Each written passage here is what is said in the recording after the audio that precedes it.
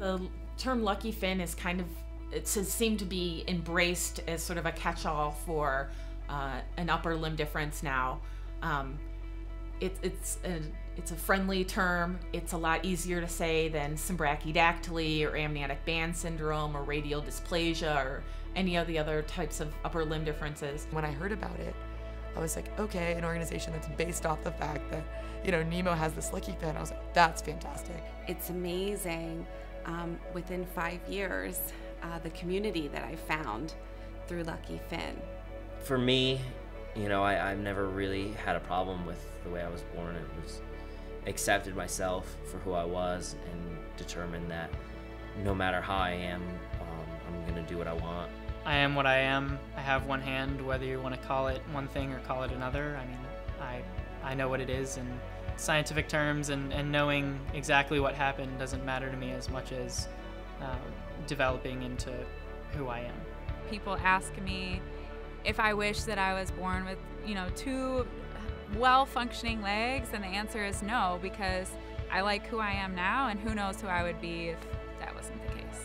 Don't ever speculate about other people's abilities and think just because they have one hand or one arm that they can't do something because they were born with that body, and you know, they probably will prove you wrong. It's hard when you're brand new at this to know what your future is going to hold and what your child's future is going to hold. These people are musicians and athletes and models and actors, and they're doing it with what they have, and they're perfectly successful and happy and have completely full lives, and it's not, again, it's not a tragedy. We've kind of hypothesized that, well, because of that, these kids are born problem solvers, and they figure out ways to do things, and they just grow into be incredible kids with these incredible minds.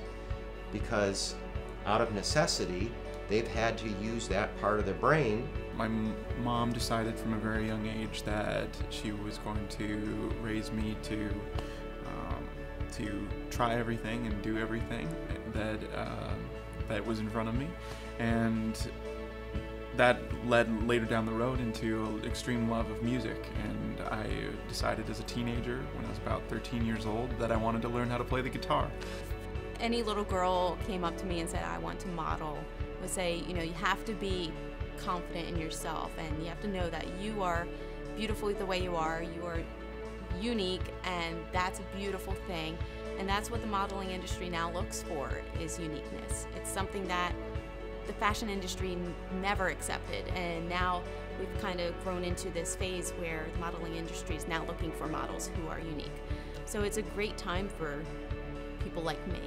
Just like my first son was born with red hair, and my second born was blonde hair, and they're different. My daughter was born missing fingers, but she's just like my 2 boys.